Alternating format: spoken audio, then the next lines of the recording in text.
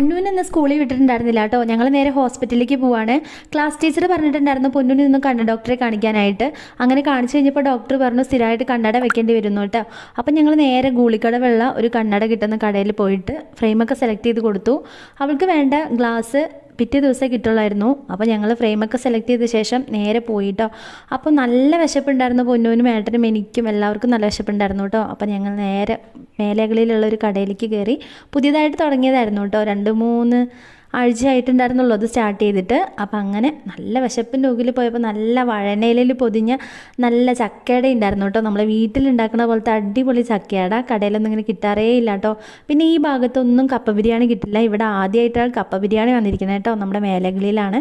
അപ്പം നല്ല സൂപ്പർ ടേസ്റ്റുള്ള ഫുഡായിരുന്നു കേട്ടോ. പൊന്നു ഏട്ടന് വയറ് നിറച്ച് കഴിച്ചു, പക്ഷെ ഞാൻ കഴിച്ചിട്ടുണ്ടായിരുന്നില്ല.